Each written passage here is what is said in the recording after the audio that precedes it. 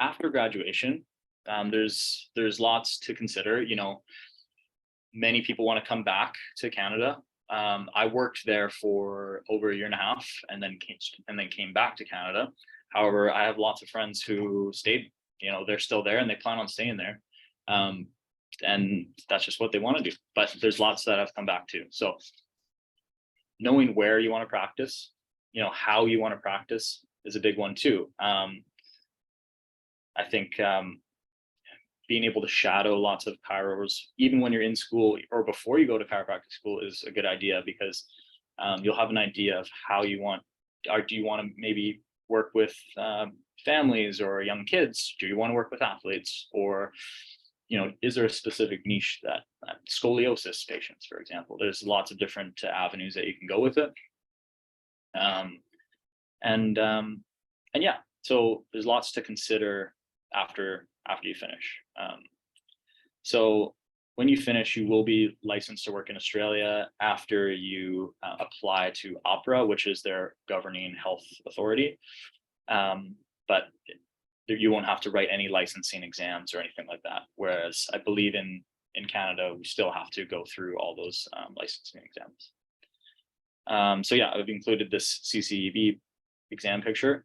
So I noticed, Casey, that the slide has the 3 exams, and I just looked today to double check. They're actually updating how they're doing the exams. So starting in October, they're going to start doing 2 exams. Basically 1 written one and 1 clinical exam. But from my experience before, it was like you said, there was a first part, which is very science heavy. You need to know, basically everything you need to know. And then the second part was more clinical decision making and understanding radiology or radiographs. And then the last one was an in-person, they call it OSCE style exam. I'm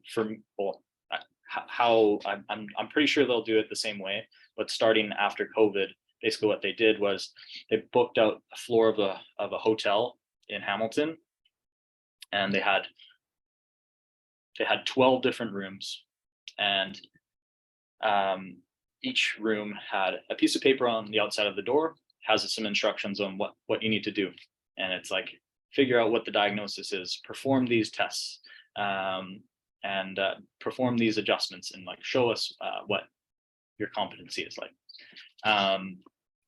So a very daunting task at first, but once you go through chiropractic school and you work with patients enough, it becomes a lot less daunting. So those are the CCEB exams.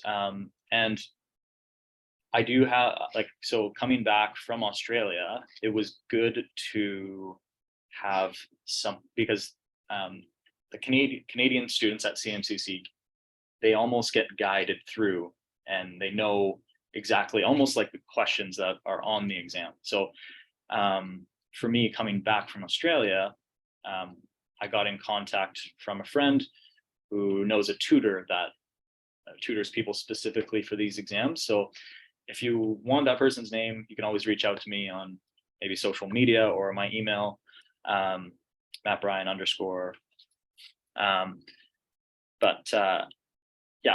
He was fantastic at getting me up to speed with some of the Canadian exams. And then, so after the CCEB exams, you have to do a jurisprudence exam, basically all the ethics, and each province has their own.